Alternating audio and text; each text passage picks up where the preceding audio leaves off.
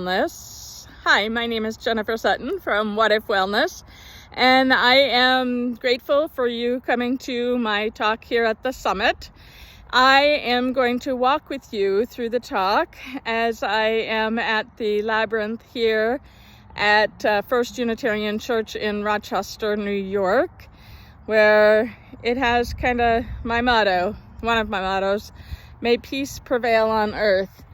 And the summit is about how we stay a positive influence in challenging times. And my belief is that the best way, and what I've found for myself to be true, and that's really all I can share with you, is that when I go to center, when I go to my center and go to my place of power, then I make choices, I have reactions, I have new ideas that bring me to a place where I can be a better leader, where I can help other people in ways that might not have been obvious before, or that might have been hard because I might have had a trigger around something. But if I go to my center, if I go to my place of peace, then I can move from a place of love and intention and hope. And so I have to know how to get to my center, and I'm doing that with you right now. I'm walking the Labyrinth. It's one of the ways that I get to my center, and this is a literal center that we'll be getting to. And then there's also the emotional center, and that's the most important one. For me, in the Labyrinth, it's both emotional and physical, and also metaphysical and spiritual. And in this location, it's also just a place of beauty and warmth. And so I also bring gratitude and all that good stuff. So for me, this is a many layered version of my center, and I'm sharing that with you in this. So how do I get to center when I can't come all the way into Rochester, which is about an hour from where I live, and walk the Labyrinth? How do I stay in center?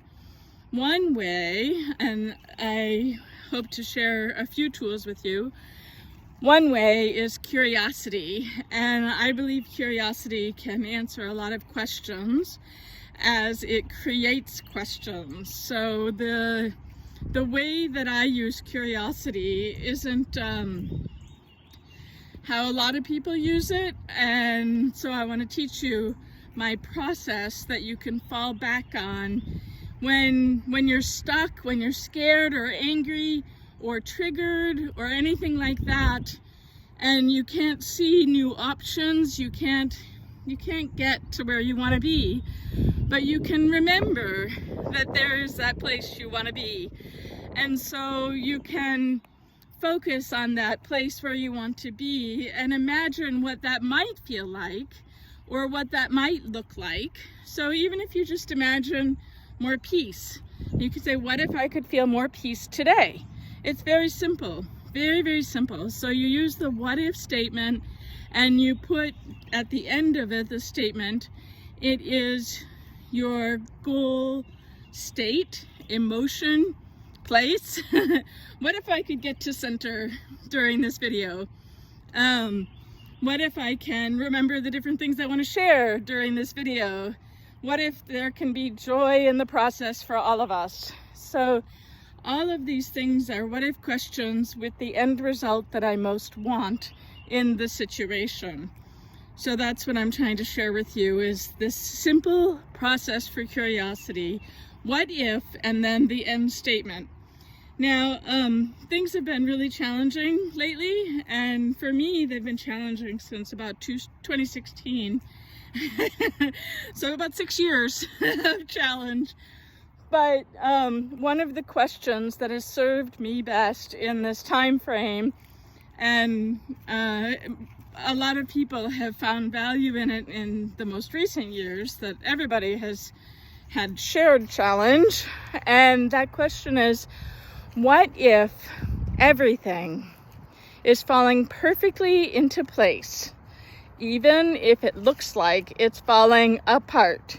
So even if all of your senses say, this is wrong, this is bad, I don't want this, what if there's a piece of this that is falling into place? What if there's something that's laying the foundation that you can't see yet, that you haven't achieved yet? And by asking the question, your brain is now tasked with a job of solving the mystery. And I love that about our brains. Our brains are forced to answer our questions. So if you ask a what if question about something you don't want, it's going to start looking to solve that for you. So I highly recommend that when you use what if questions, you use them in a hopeful way and in a what you want sort of way. So what if I could have more joy? What if my questions can have more hope? What if my curiosity leads to more peace? Those are all really good, simple questions. And then your brain just goes, whoop, off it goes and starts to solve it for you. And then you have to pay attention when it starts giving you possible solutions to that. So for me, a quick example is last Friday. I've lost track of time. Maybe it was a week ago Friday, or a week ago Thursday. Anyway, recently, it was a Thursday. We went to the house that we were closing on. We prepossessed it, so we got to be there early. And the day before we were going to close on it, we were there and we noticed that it had an active leak in the roof. And nobody wants an active leak in their roof, and especially in a house that you're about to buy. So I was not thrilled about that, but I knew that the sellers weren't going to fix it because we were buying it as is. And they weren't even willing to put it on their insurance, even though it could have been a claim. They weren't hip to that. So I was a little upset, I was worried. And then I thought, what if this is falling into place somehow? What if this is a good thing? And I luckily have good people in my life, and I reached out to somebody who had a contact, and they shared that contractor contact, and he went out and gave me a bid, and we said yes because we needed it done, and it's really hard to get contractors these days. So that was on Thursday, and on Friday we closed in a terrible, powerful hailstorm. We weren't outside, but anyway, we had to run through it to get to the office. And then Sunday, they came and did the work on the house. And I just kept trying to trust, just trying to feel okay about it, and grateful that somebody could come out. Grateful that there was somebody who knew what to do and how to do it. And I watched them, and they did a beautiful job. And now I feel really secure about that part of the roof anyway. And while they were there, I asked questions because I have a lot of questions about my house. It's in not ideal shape, but it's working on it. And one of the questions I had was about the CO poisoning issue that we have. And that's a pretty big issue, right? So they talked to me about it, and they looked at the water heater, which is the source. And they gave me a whole different idea on how to address it than either of the other people who had come and looked at it for me. And they also gave me a much lower price on how to fix it. So for less than the lowest other price on how to fix the CO issue, I'm getting both the roof fixed and the CO issue fixed. So I feel incredibly grateful about that. And I stayed in center and just kept moving forward. I had some doubts, but I have, like I said, wonderful people in my life who help support me and talk me into things when I get scared. So I guess that's actually another one, is having people in your life that support you and talk you into things when you're nervous about something. So anyway, focusing on how things are falling into place, and then when you see it happen, celebrate, be grateful, so that your brain says, oh, those two things are connected, wonderful. And then it starts looking for other connections like that, so that it can be all focused on what's falling into place instead of what's falling apart. So anyway, tool 1, curiosity with the backup or corollary of celebration, so that your brain gets that reinforced.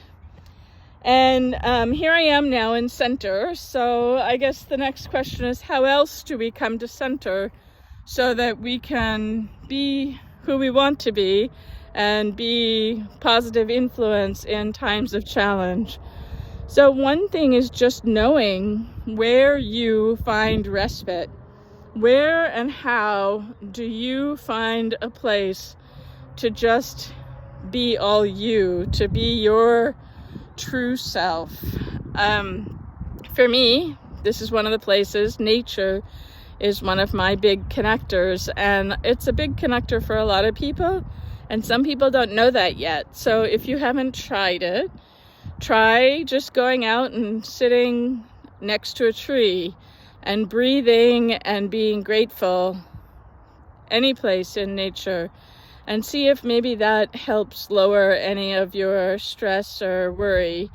Because sometimes, and in fact there are studies that show that just going into the woods, literally just walking into a forest, will lower your cortisol, your stress hormones, by about 20%. You don't do anything, you just walk through, and your stress gets reduced. So I think that's a real gift that nature gives us, and people can find it gardening, people can find it just sitting on a bench on their lawn, or in the deepest, darkest parts of winter when I was too cold to go outside and I didn't have my dog to make me go outside.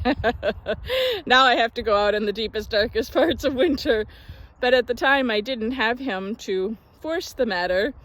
And I was learning to sit on my couch in my living room and imagine being out in nature. And it's the same thing. Your brain gets the same relief, because your brain can't tell that it's not real. If you give it a memory of a time you were in nature and felt peace, your brain goes right to that feeling.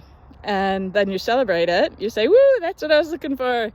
And your brain then has a bigger path, a bigger neural network to that memory, and you can access it more easily in the future.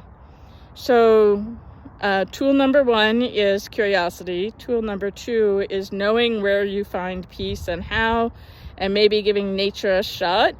And the same corollary with both is the idea of celebrating when you see it.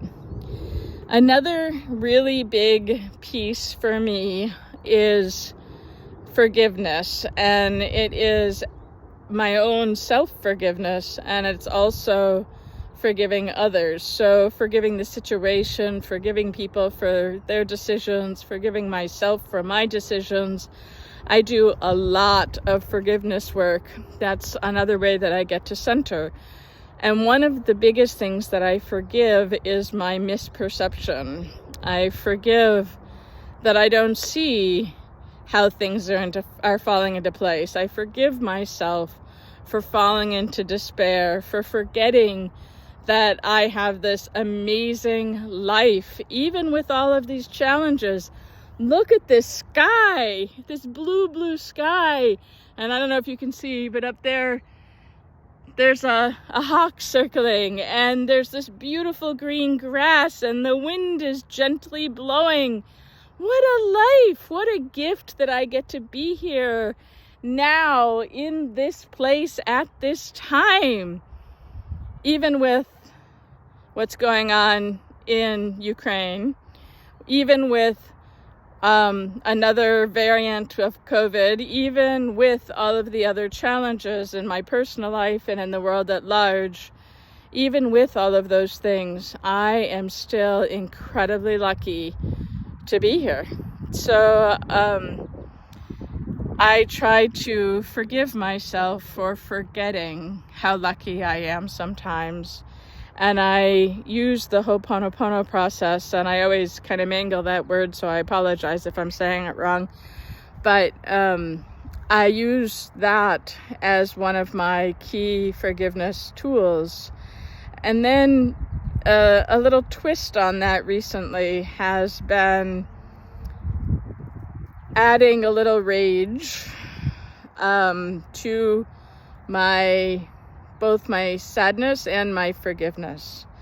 So sometimes I get really angry about, stuff that maybe other people wouldn't get angry about, and I get triggered, and it's usually a trauma response. And I know that there's some talk about that these days with what happened with Will Smith, and stepping into your trauma response, and how to avoid stepping into your trauma response by healing part of you that wants to lash out.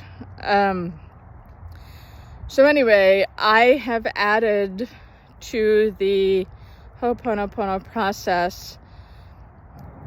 I'm not really sure how to say it, because it's not, I didn't add anger and I didn't add rage. I added space for those things.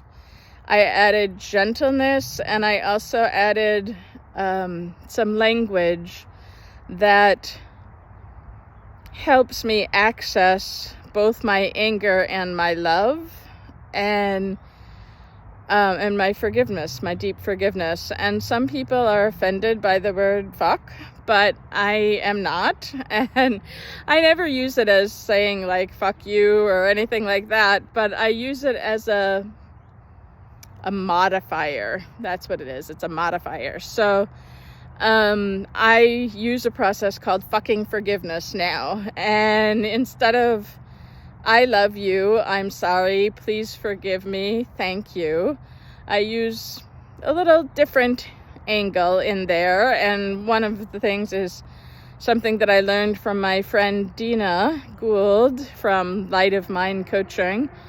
And she's fabulous. And one day she sent me a message that said, I fucking love you.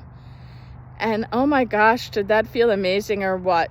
And so now I use that instead of just saying I love you when I look at myself, or when I think of myself, or I think of my inner child, or whatever it is that you're using as who you're directing the I love you to in the Ho'oponopono process. But I say, I fucking love you. And when I say that, it just feels so different, and it feels so much more powerful to me. So I fucking love you, and I'm so fucking grateful, and I'm so fucking sorry. All of those things I've modified with that word. And to me, it fits me better. I'm not saying that it fits you better, because you have to decide what fits you. But that is the tool that I've been using for myself recently, especially when I connect with my rage and I say I fucking love you, and wrap myself around my own rage, my own triggers, and my own sadness, and my own frustration.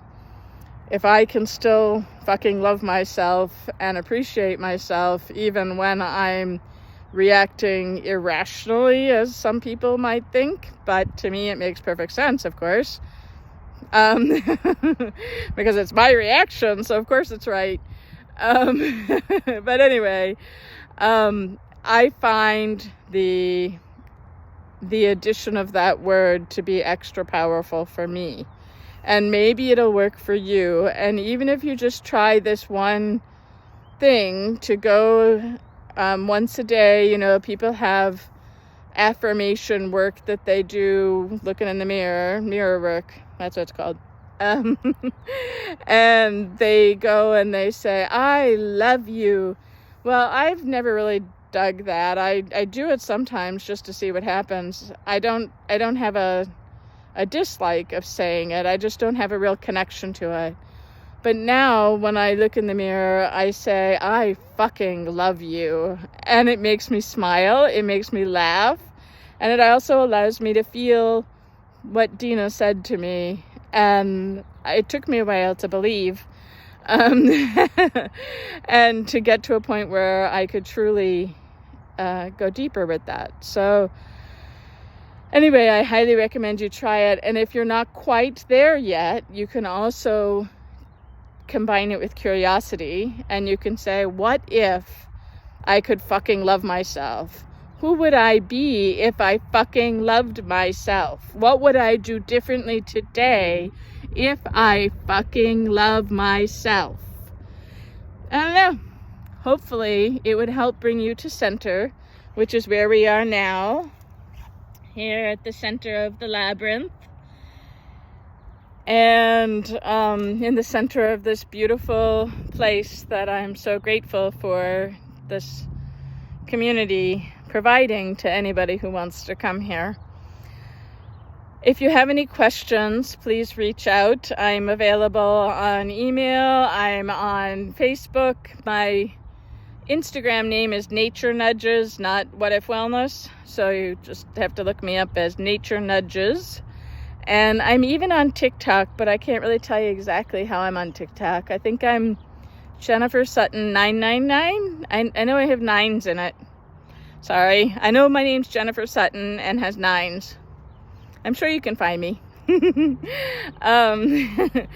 And let's see, Facebook at What If Wellness, Nature Nudges.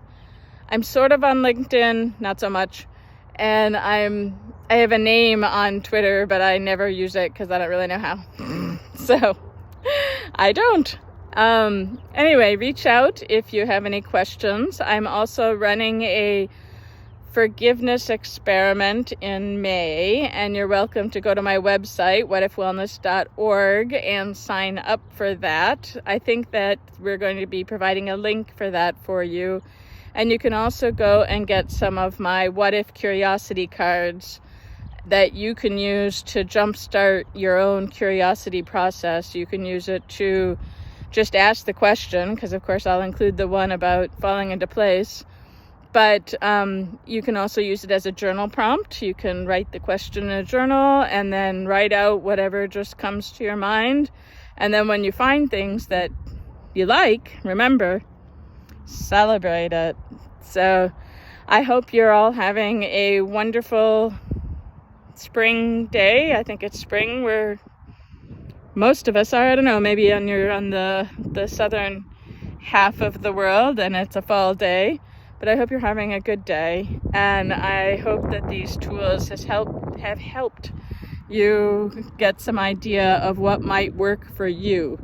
Take what sounds helpful to you, toss the rest, modify anything that I teach to fit you better, and step more fully into who you are and bring that to the world. I'm so grateful for you. Thanks so much. I love you, and I might even fucking love you. Take care.